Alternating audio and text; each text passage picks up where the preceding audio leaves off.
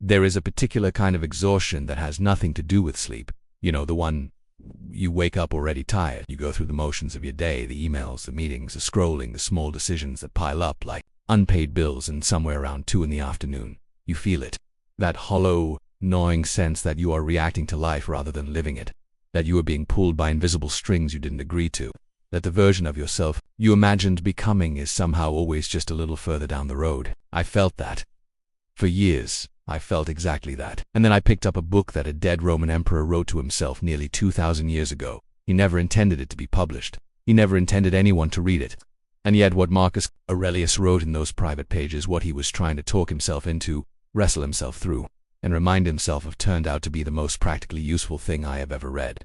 This is the story of 7 days. 7 days of sitting with meditations, of testing its ideas against real life, against deadlines, against difficult people, against the voice in my head that specializes in worst-case scenarios. And what I discovered was not a self-help system. It was not a productivity hack. It was something far more unsettling and far more liberating than that. It was a mirror. Let me be clear about something before we go any further. I was skeptical. I have read enough philosophy to know that ancient wisdom has a way of sounding profound until you try to apply it to a vendor who just stiffed you on a payment, or a partnership that fell apart, or the particular humiliation of refreshing your analytics and watching your numbers drop. Stoicism, in particular, has been co-opted by a certain brand of cold, emotionless productivity culture that I find deeply unappealing, the kind of thing that tells you to suppress feeling rather than work with it. That was not what I found in meditations. What I found was a man in one of the most powerful positions on earth, commanding an empire, managing armies, navigating political betrayal, dealing with plagues and grief, writing notes to himself, not to posterity, to himself, reminding himself of things he kept forgetting, talking himself back from the edge. That is not detachment. That is the most human thing imaginable. Day 1 began badly. I had a call scheduled with a potential client, someone I had been pursuing for several weeks, and they cancelled 40 minutes beforehand with a 2-sentence email that managed to feel both dismissive and final. I sat with the frustration for a moment, and then, almost by accident, I opened Meditations to the very first passage I had bookmarked. Marcus writes something that I will paraphrase because it hits harder in plain language. You do not control what happens to you. You control only your response. This sounds obvious. Everyone has heard some version of it.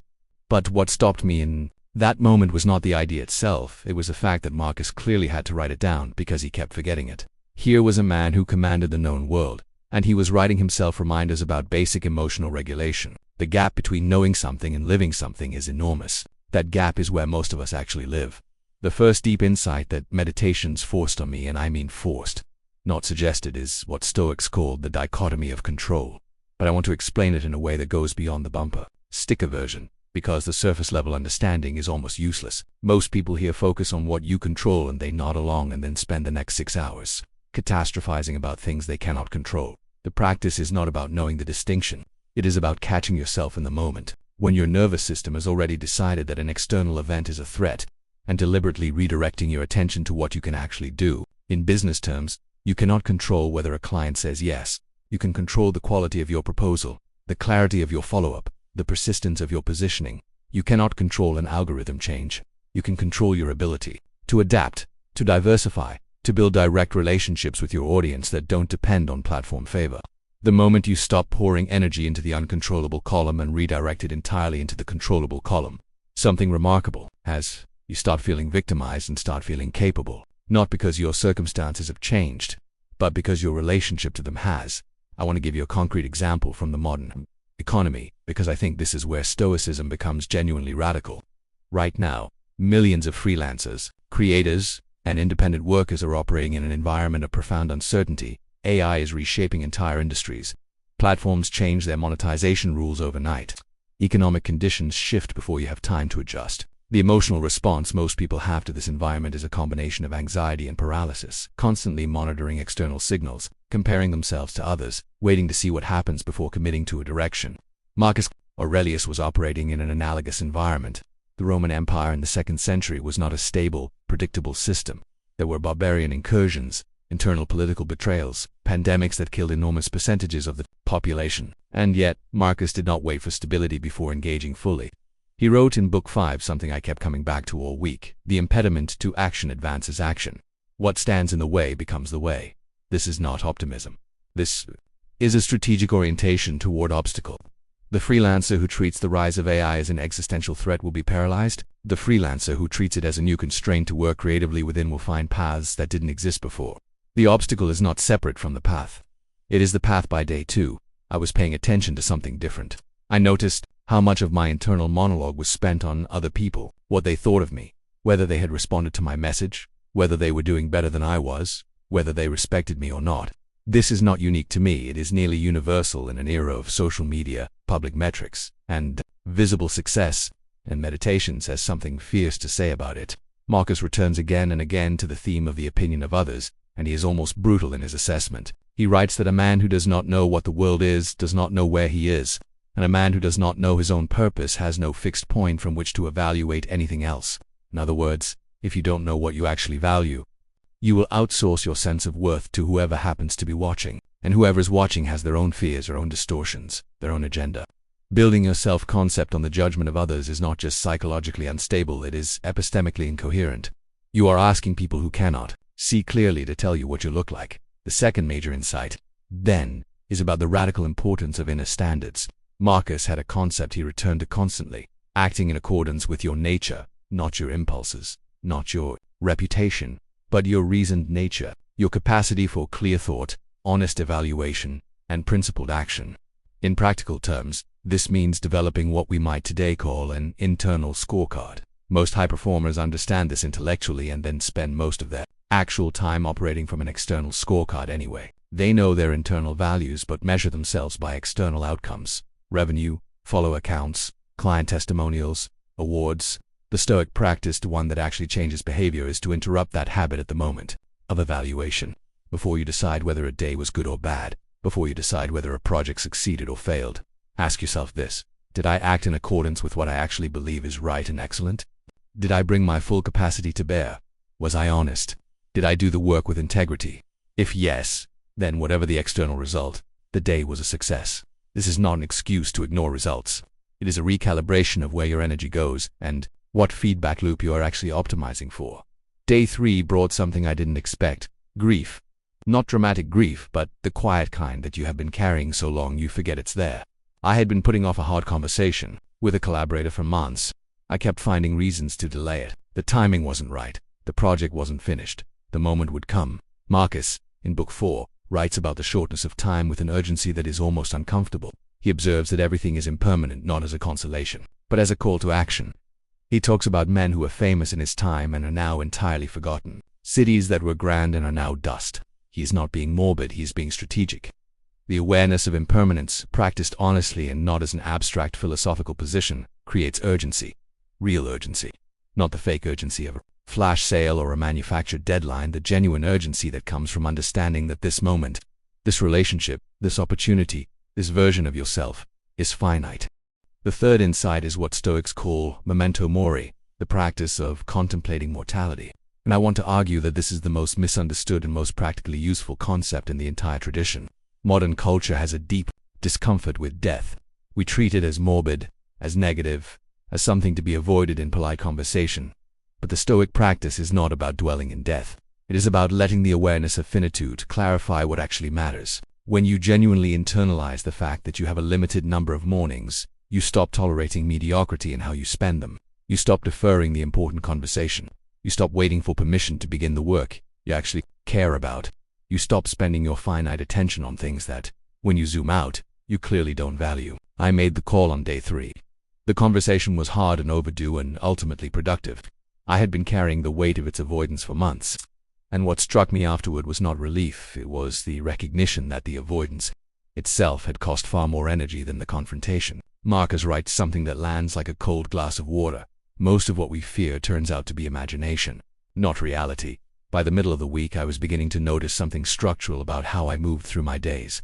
I was reactive, not in the dramatic sense. I wasn't throwing things or yelling, but in the subtle, constant sense that my attention was being shaped by whatever was most recent, most urgent, most emotionally charged. A critical comment here, a spike in analytics there, a competitor's launch announcement pulling at the edge of my focus. Marcus writes about this directly. He describes the thinking person as one who examines each impression carefully, meaning each thought, each emotional pull, each immediate desire, and tests it before acting on it. He calls this the discipline of assent. And what I realized on day 4 was that I had largely surrendered this discipline. I was assenting to impressions automatically, letting them generate emotional states. Those emotional states generate behavior, and only much later reflecting on whether any of that was actually what I wanted to do. The fourth insight is the discipline of attention, what Marcus calls prasush, and it is, in my estimation, the most practically powerful concept in meditations for anyone navigating the modern information environment. We live in an attention economy. This is not a metaphor. Your attention is the literal resource being monetized by platforms, advertisers, content creators, and political actors. Every notification, every red badge, every algorithmically optimized headline is an attempt to commandeer your attention before you have decided where you want it to go.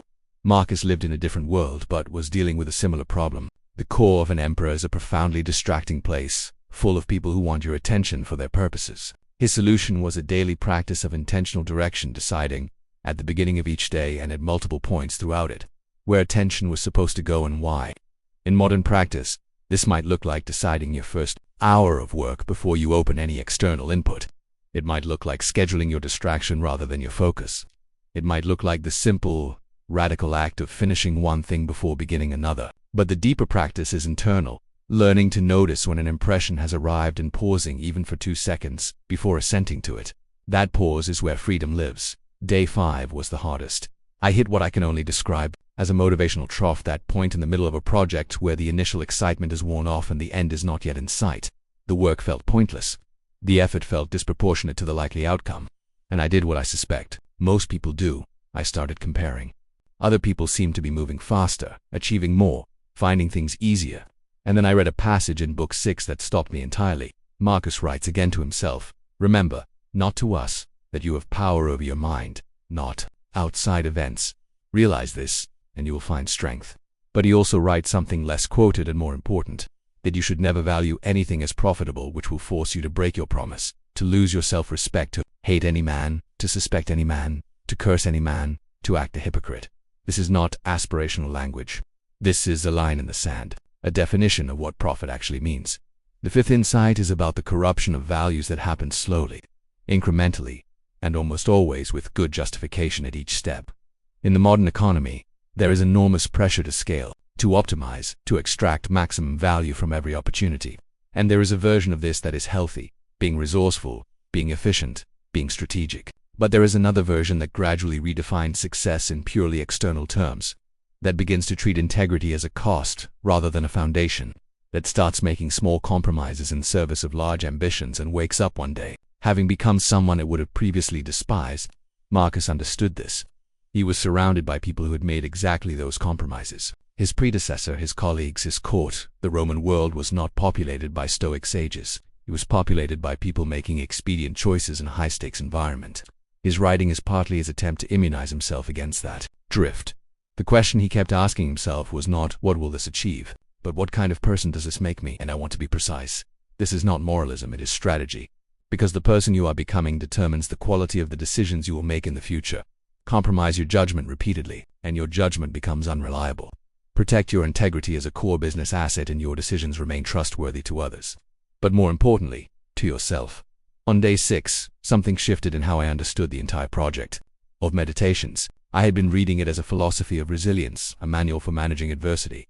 And it is that, but it is also something else. Marcus writes at length about his gratitude for the people who shaped him. He opens the book not with grand ideas, but with a list of people and what he learned from each of them. His grandfather's gentleness, his father's modesty, his teacher's discipline. He is doing something subtle and important. He is situating himself within a web of relationships and obligations.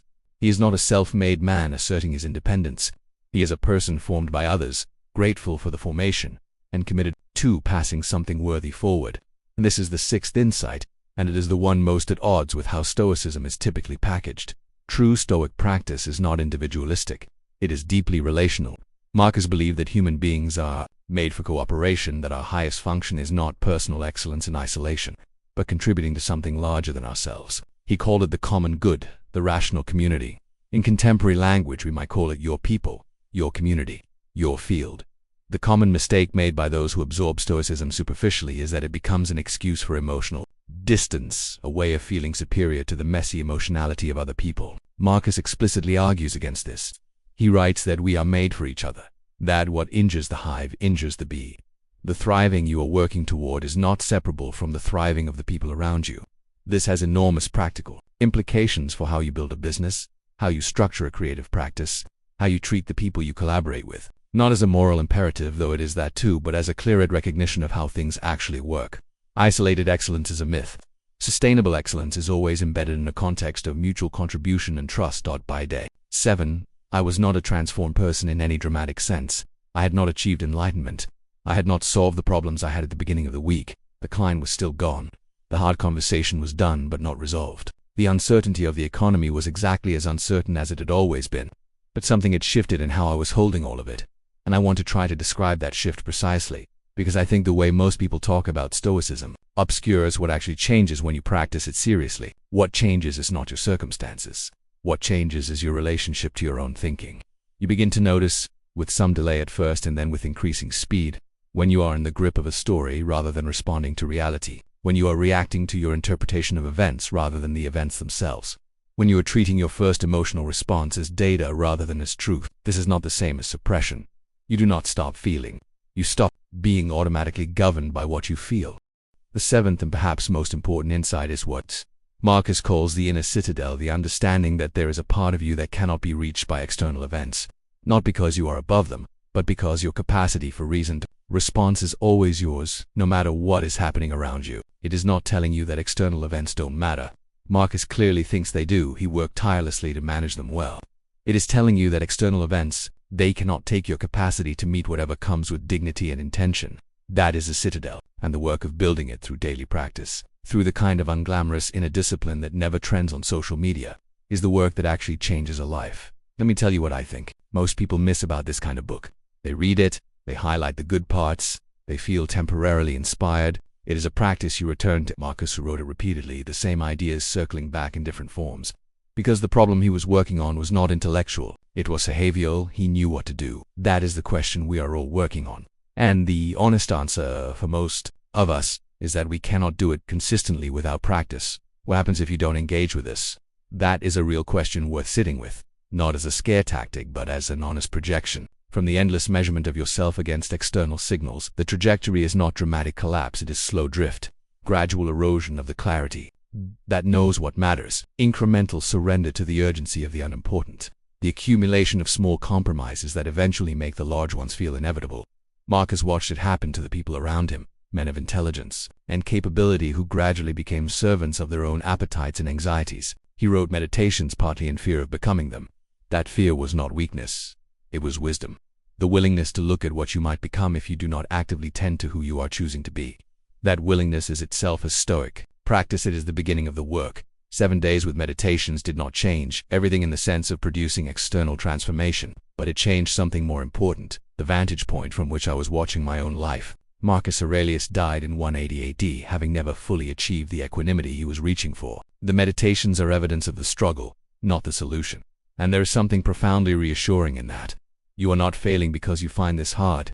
You are engaging with the actual difficulty of being human, the challenge of living with intention in a world that is constantly pulling you toward reaction.